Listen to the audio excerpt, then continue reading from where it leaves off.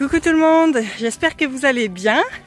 Alors aujourd'hui je me suis motivée à enfin tourner ma prochaine vidéo YouTube.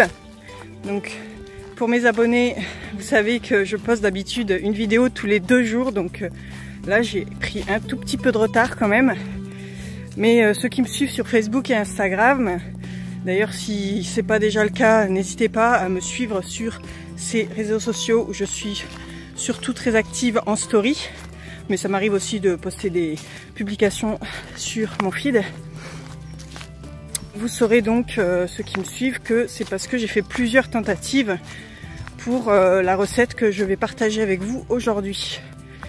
Et donc, pour ces personnes-là, vous saviez déjà ce que j'allais poster comme recette aujourd'hui dans ma prochaine vidéo.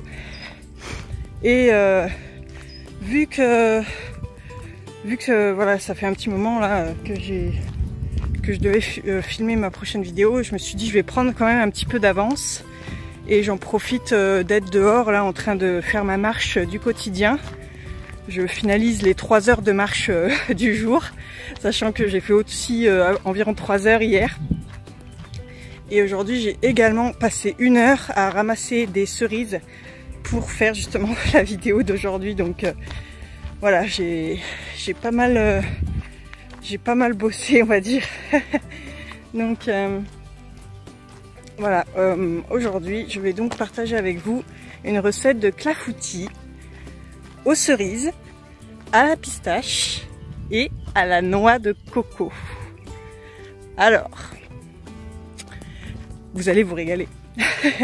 Donc certes, c'est pas une vidéo qui est très rapide à faire, enfin c'est assez simple, mais vous verrez déjà si vous êtes comme moi à vouloir dénoyauter les cerises, ça va être ça le plus long finalement. Et aussi le temps de prise du clafoutis, c'est également ça qui dure vraiment longtemps, puisque il faut laisser prendre à peu près 1 nuit au frigo pour que ce soit bien ferme, qu'il y ait bien une texture, la bonne texture du clafoutis en fait. Donc c'est pour ça que je me suis dit que je vais quand même poster la vidéo ce soir. Le montage ne sera pas très long. Mais au moins si vous voulez avoir du clafoutis pour ce week-end, vous pouvez très bien réaliser la recette ce soir et faire cuire votre clafoutis, puis laisser refroidir au frais toute la nuit pour l'avoir pour le lendemain matin. Ou le lendemain après-midi selon quand est-ce que vous voudrez le manger. Donc voilà, je vais faire pause et puis je vous reprends quand je serai dans ma cuisine avec tous les ingrédients. Voilà, j'espère que ça vous plaît cette petite intro, j'espère que ça vous plaît cette petite introduction dans la nature. Voilà, moi je me suis dit que ça serait sympa, donc voilà. Donc je vous dis à tout à l'heure. Bisous. Et me revoilà, et vous êtes enfin dans ma cuisine. Alors j'ai préparé les ingrédients sauf les cerises que j'ai pas en fait dénoyautées. Donc, du coup aujourd'hui je vais faire la recette avec les noyaux, mais c'est vraiment au goût de chacun. Voilà, d'habitude moi je retire les noyaux parce que je préfère, mais c'est très bon aussi avec, parce que ça va donner un petit goût de noisette, le fait que les noyaux vont rester en fait dans le clafoutis. Donc après il suffit de prévenir les gens que vous allez servir pour éviter qu'ils se fassent mal aux dents par exemple. Donc pour commencer, vous allez avoir besoin de purée de pistache, évidemment. Alors ça c'est un produit qui coûte relativement cher. Donc pour ceux qui connaissent un petit peu les prix, c'est dans les 20 à 25 € si je me souviens bien. Moi je l'ai acheté il y a quelques années, ça fait un petit moment. Mais c'est vrai que je l'avais stocké et je ne savais pas trop dans quoi l'utiliser. Mais récemment du coup j'avais vu passer des clafoutis pistache cerise. Je me suis dit tiens je vais essayer. Donc j'ai essayé la recette de base et j'ai trouvé la texture trop crémeuse. Du coup j'ai vraiment bidouillé, j'ai fait plusieurs tests. J'en ai fait 3 au total. Donc aujourd'hui ce sera la 4e fois que je fais un clafoutis en 1 semaine. Voilà. Donc je sais que c'est pas du coup à la portée de toutes les bourses de pouvoir s'acheter ce genre de produit, mais si vous préférez par rapport au tarif prendre une autre purée d'oléagineux ou bien alors de la margarine végétale, attention, 100% végétal, parce que souvent il y a écrit margarine, il y a du lactose dedans, donc faites bien attention à ça si vous prenez de la margarine, ou alors de l'huile végétale, donc ce sera vraiment au goût, selon vos goûts, vos moyens, et aussi vos tolérances, parce qu'il y a des personnes qui sont intolérantes aux cacahuètes, par exemple, si vous décidiez de remplacer par du peanut butter. Voilà, faites attention à ces 3 critères. Donc moi j'utilise du coup de la purée de pistache, avec ceci du sirop d'agave. Donc pareil pour ce sucrant là, vous pouvez le substituer par un autre sucrant liquide. Donc sirop d'érable, sirop de coco, sirop de riz aussi, mélasse. J'en existe vraiment pas mal, mais surtout évitez le miel s'il vous plaît. On reste dans une préparation qui est végétalienne. Donc voilà, le miel ça exploite les abeilles, donc il y a assez de substituts pour éviter ça. Merci. Du sucre complet, donc c'est du sucre Dulcita, celui-ci. On m'avait demandé pour la précédente vidéo, par exemple pour le gâteau au chocolat à la confiture.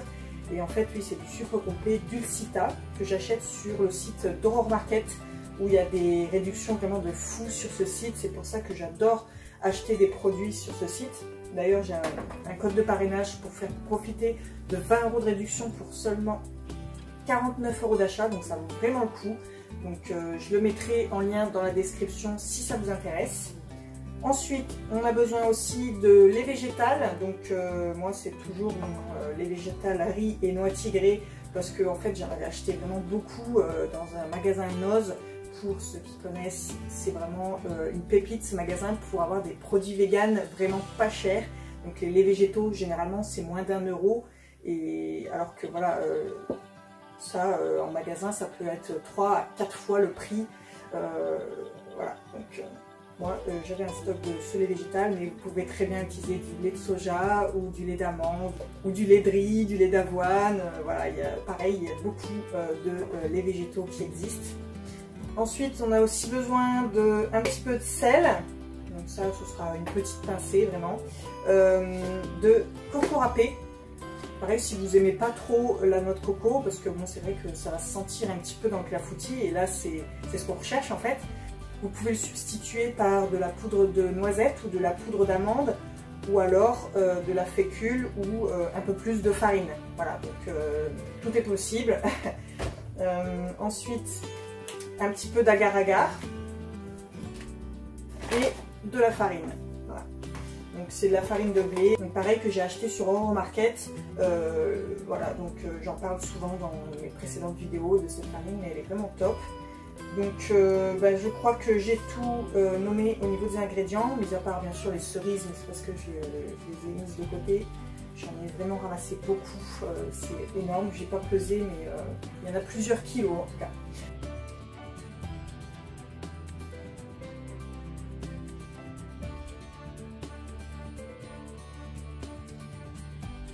Donc pour commencer, on va mixer des ingrédients liquides et les sucres et sel dans un récipient assez haut pour éviter d'éclabousser un peu partout en fait.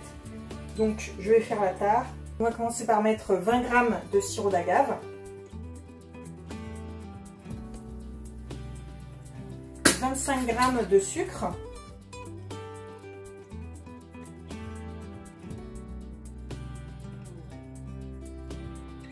« 25 g de purée de pistache, «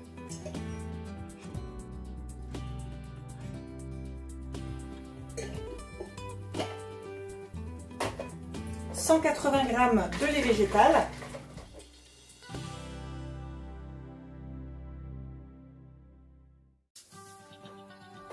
une pincée de sel, «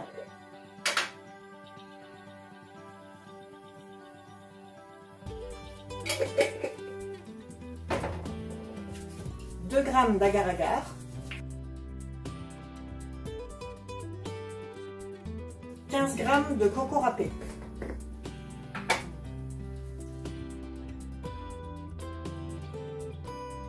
Et là, on va venir mixer tout ça avec un mixeur plongeant.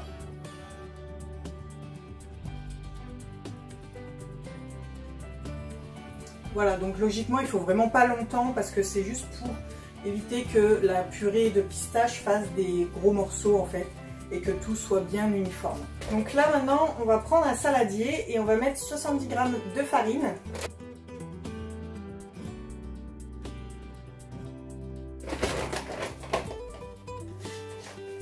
Donc là on va pouvoir mettre les ingrédients liquides avec la farine.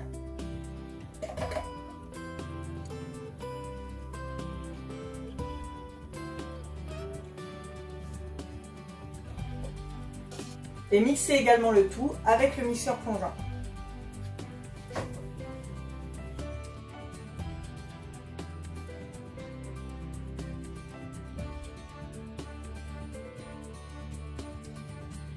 Si vous n'avez pas de mixeur plongeant mais que vous avez un blender, alors vous pouvez tout mettre au blender directement et mixer le tout en une seule fois. Vous pouvez aussi utiliser un petit robot mixeur, je pense que ça pourra faire l'affaire. Sachant que là en fait j'ai divisé les quantités par deux, d'habitude je mets 2 fois plus donc pour faire un clafoutis pour 8 parts, donc pour 8 personnes, ou alors une seule comme moi et qui est très gourmande. Bref, donc là ce sera vraiment un clafoutis pour 4 personnes ou une grosse gourmande comme moi. Donc là on n'a plus qu'à rajouter les cerises. Et on va mettre ça dans un moule et passer au four. Donc là je vais mettre 275 g de cerises, donc avec les noyaux.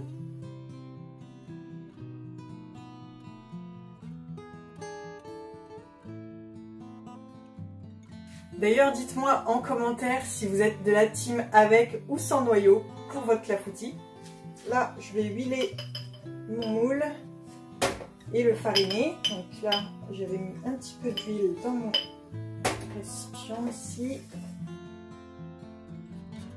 C'est important de bien huiler et de bien fariner votre moule, hein.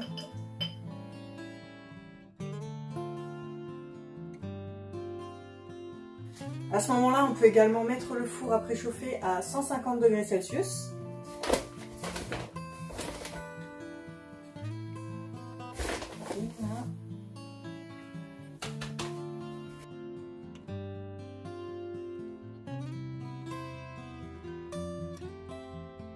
Une fois le moule préparé, on va pouvoir verser notre préparation.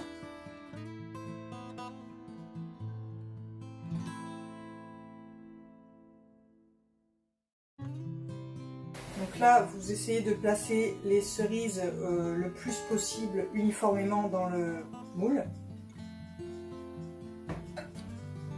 Et on va pouvoir placer ça au four pendant 45 minutes à 150 degrés Celsius. C'est parti, on se retrouve après. Voilà, la cuisson est terminée. Regardez-moi ce chef-d'œuvre. Et donc là, c'est l'étape la plus difficile pour certains de la recette. C'est vraiment l'attente. Comme je l'ai dit dans l'introduction, le mieux c'est de laisser refroidir. Donc déjà en dehors du four. Puis après de mettre au moins une nuit au frigo pour que ça fiche bien et que la texture du clafoutis soit vraiment là quoi, parce qu'en fait là ça va être trop chaud et même en attendant qu'une heure ou deux, la texture ne sera pas encore parfaite.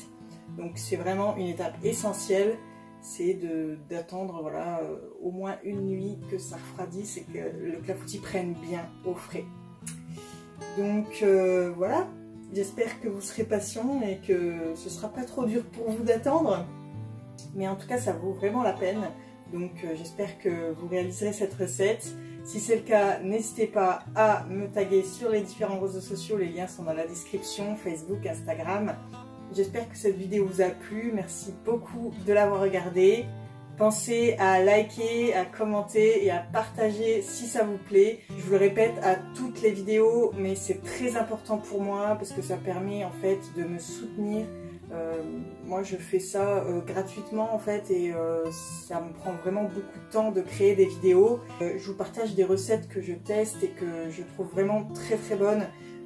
Alors je sais pas pourquoi la vidéo s'est sectionnée en deux parties, mais du coup il y a une partie qui s'est effacée Donc je disais, je partage ça avec vous gratuitement pour que vous puissiez vous régaler chez vous en tant que vegan ou alors si vous n'êtes pas vegan.